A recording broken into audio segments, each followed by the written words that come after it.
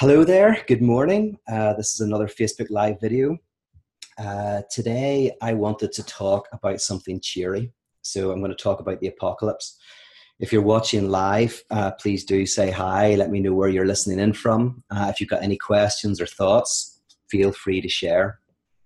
The reason why I'm interested in the apocalypse is partly because I'm doing a festival, my Wake Festival in April, on that theme. So some of you know every year, and I've been doing it for about 6 years now, I bring people from all over the world. We meet together in this place called the Cathedral Quarter in the cultural heart of Belfast. And for 5 days, we have tours and talks, art, music, comedy. We conspire together around open fires, and we just really have a good time. And it's a chance for me to show my favorite city in the world. And it's a chance for usually about 80 people to just get to know each other and to try to live well, make new friendships. And we have lots of people now who come every year. It's part of their pilgrimage is to Belfast. So we're hitting year 6, and year 6, the theme, because every year has a different theme. Year 6, the theme is apocalypse. So I'm going to chat a little bit about what I mean by that, and then I'll maybe tell you a little bit more about what we'll be doing at the festival. So in a nutshell, the word apocalypse means in a sense, the end of an old world and the beginning of a new world. An apocalypse is something that happens that is kind of unpredictable and utterly changes your life. So, for example, there's things that we can predict. You may have a calendar, you know that tomorrow you're going to go to work, or you've got a holiday coming up. So that's all predictable. And to a greater or lesser extent, most of our lives, tick along, and we kind of know broadly what's going to happen. But in our lives, there are moments of apocalypse, things that happen that we could not have anticipated. And they can be wonderful things and they can be terrible things. It can be the death of someone we love. It can be news of a birth. It can be like a job loss, or a job offer that came out of the blue, but something that you couldn't have predicted in your calendar that comes along and kind of changes everything. So that's kind of an apocalyptic moment. Now, at its most basic and kind of one-dimensional level, an apocalypse is what transforms everything in the exterior world. So in Hollywood movies or whatever, you have aliens destroying the world.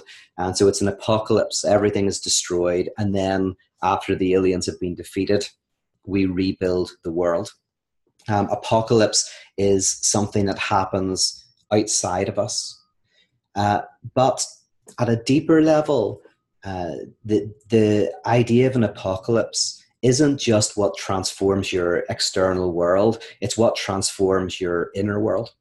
And, a lot of movies, film is a very good medium for exploring this. A lot of movies will have some apocalypse happening. And so at the start, you think it's a war movie. But as the movie continues, you realize that this is really a movie about some of the characters in the war and how they are dealing with death and dealing with life and dealing with courage and fear.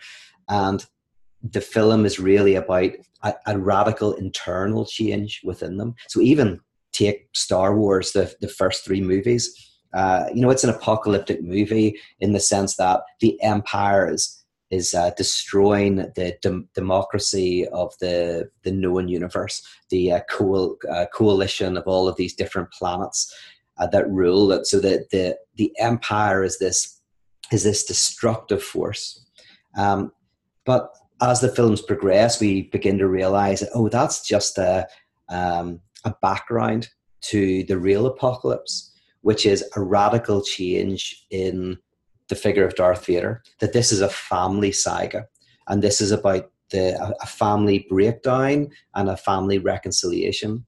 And so the movie ends when Darth Vader is redeemed, when he has this radical transformation in the very core of his being. This is actually beautifully captured in an old story about the Rabbi of Gur, who supposedly during the Second World War, he escaped Nazi Germany and he fled to Britain. And he had a private audience with Winston Churchill. And this was before the British were involved in the war. And after the conversation, the rabbi says, something has got to change. The Nazi war machine has to be destroyed. And Winston Churchill says, well, what do you want us to do about it? What do you think the solution is? And the rabbi looked at him in the eye and said, well, there's two ways that this could be resolved. The first is there's a natural way, and then there's a supernatural way. And then the rabbi said, the natural way that this will be solved is if 1,000 or 10,000 angels with flaming swords descend upon Germany and crush the Nazi war machine. But the supernatural solution, the supernatural way that this can be solved is if 10,000 Englishmen parachute into Germany and destroy the Nazi war machine. Now, one way of interpreting what the rabbi meant is that if 10,000 angels descended from the skies, that would be natural in the sense that it would be in the world of nature. You would see the angels, you would feel their swords, you'd be able to touch them, right? So these angels would be in the natural world, the natural realm. But a change in the hearts of the British, a change in the heart of the British government and the British people is supernatural because it's not something you can see. You can't dissect somebody on a slab and see the change in their heart. So in one sense, in a very, it sounds weird to use the word supernatural, but in a sense, it's like supernatural because it's in the realm of something you cannot touch, taste, or directly see. But you can see it indirectly in the results, in what occurs and what takes place. This actually, as an aside, is a good way of thinking about what the word miracle means in its deepest sense in the religious tradition. That, the miracles, say, in the Gospels aren't someone's leg is fixed or someone rises from the dead or anything like that. All of those are always prerequisites. If you notice that they're always prerequisites to the true miracle, which is a transformation in someone's heart, a transformation in the community life. So whenever you read the miracles, you go like, the miracle isn't the lengthening of the leg or anything like that. Because that's happening in the natural realm. The miracle is always pointed to indirectly in a change radically in how people relate to one another and how people love one another and how the community is forged. So a miracle, in a sense, is a transformation in the way of being. This gets us to the heart of the idea of religious experience. People often think that a religious experience is an experience of something. So you have a religious experience, which means you feel something in your body, right? You feel different. But the truth is, first of all, if you want a religious experience like that, then there's loads of ways to do that. Drink, take drugs, there's lots of things. Go to an art gallery. But actually, a religious experience can be described as not an experience of something, but of that which transforms your experience of everything. So a religious experience is not that I experience 10 things in the world, and then I suddenly have a religious experience, and now I experience 11 things. But rather, the religious experience transforms how I experience the 10 things that are already in my life. So in a weird sense, nothing changes. There's not a new experience. Rather, there's a reconfiguring in the very way I experience. This is why, it's called sometimes rebirth, second birth. Because if you think about it, birth is not something you experience. It's what opens you up to experience. So in a simpler way, you do not experience life. Life is what enables you to experience. So every time you try to kind of reflect on what life is, there's all these problems arise, and you either enter into a mind-body problem or kind of a reductivist problem.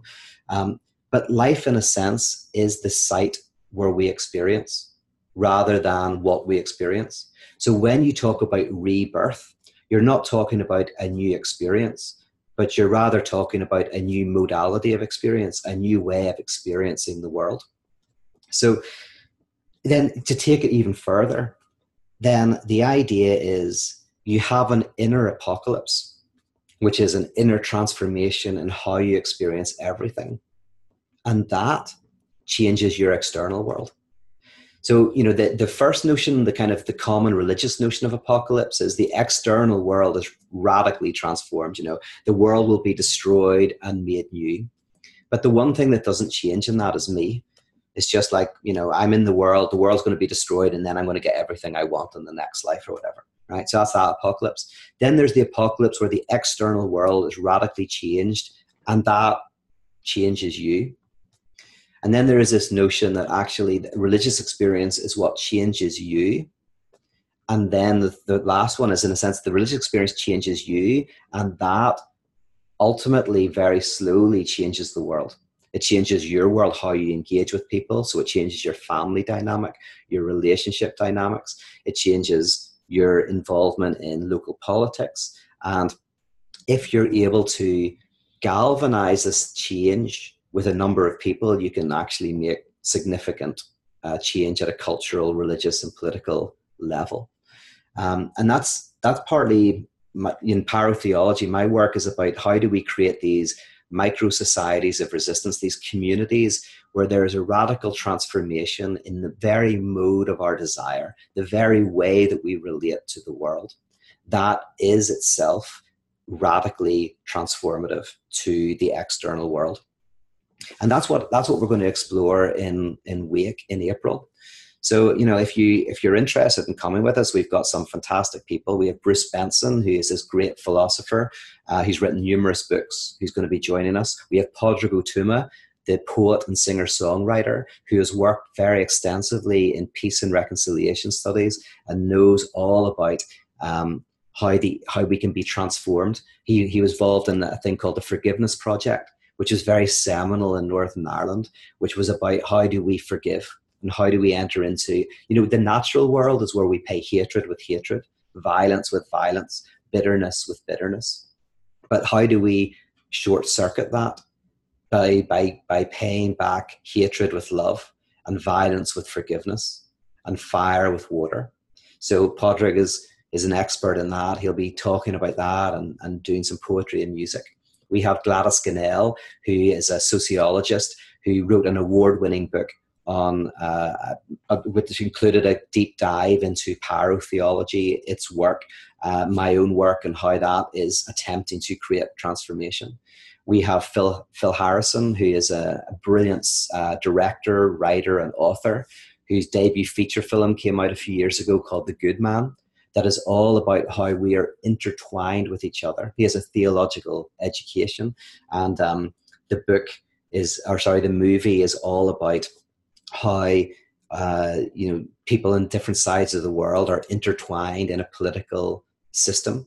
And his debut novel, which just came out a few months ago, called The First Man, is about a fundamentalist preacher in Belfast and a woman in New York who have this affair, and it's all about family dynamics, desire, drive, and transformation. We have the musician Alana Henderson, who is this incredible singer-songwriter.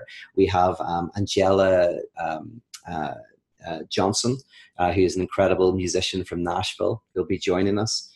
We also have Barry Taylor, who'll be doing a talk on Nick Cave and the blossoming of apocalypse. And all music and comedy and art. And we'll also go to the place where C.S. Lewis spent his honeymoon with joy.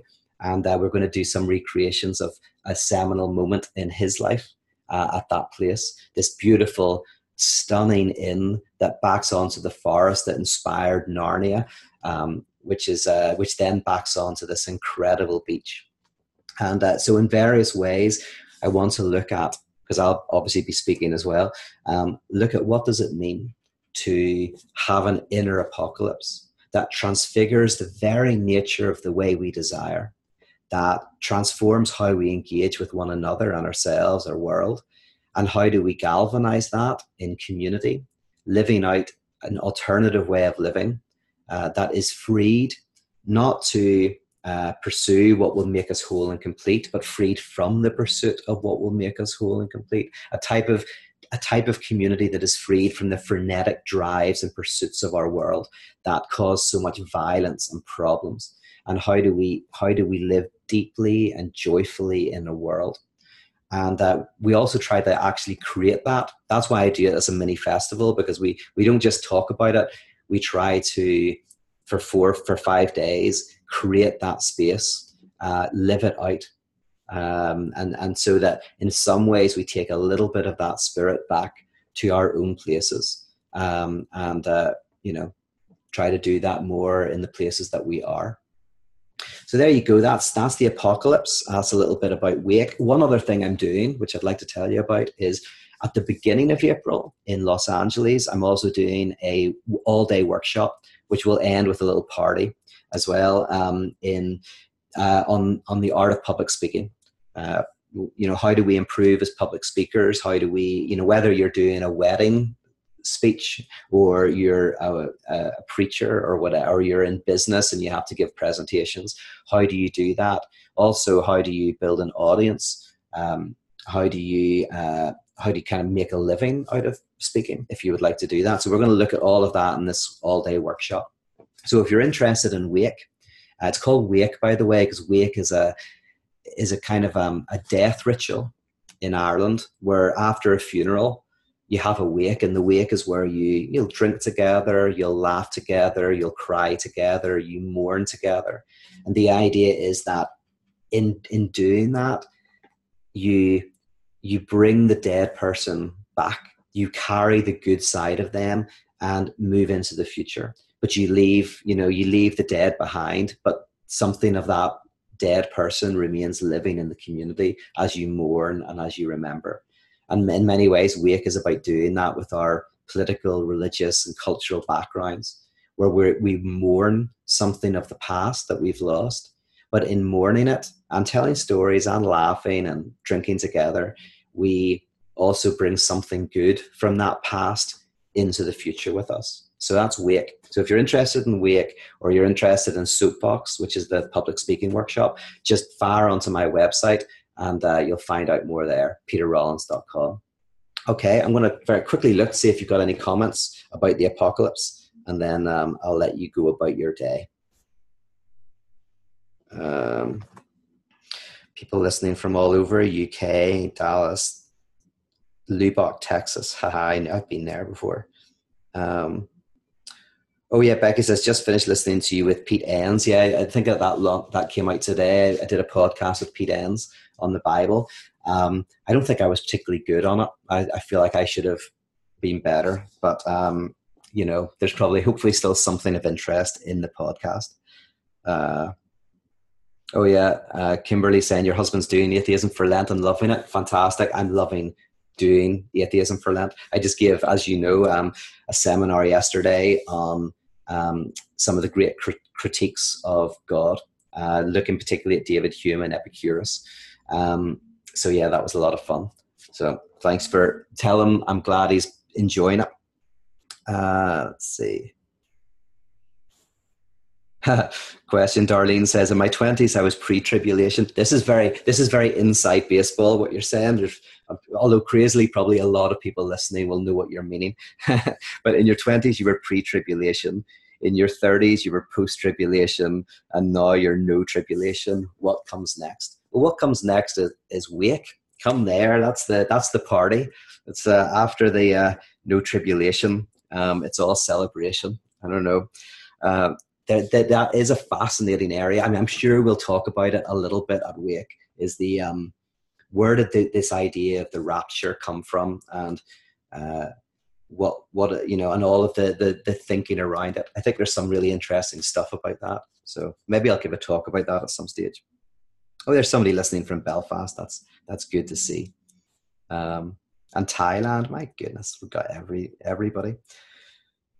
All right. Let's see. Oh, that's lovely.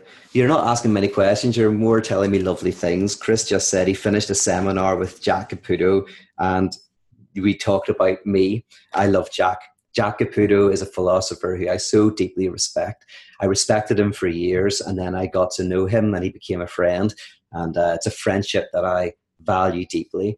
And I don't like recommending books to if I don't know you, because if I don't know you, I don't know what you would like, and I don't know what might benefit you. So I do, of course, recommend books, but whenever people ask me, I go like, well, I'm always in fear and trembling. But John Caputo is an exception. I go like, I really recommend his books. He wrote a beautiful book called On Religion. First book of his I ever read. Stunning.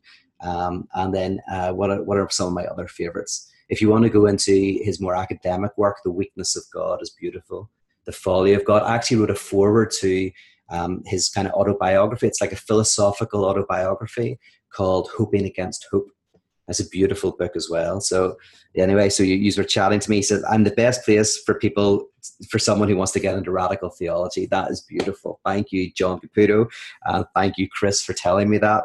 I haven't seen Jack for a while, and I hope he's doing well.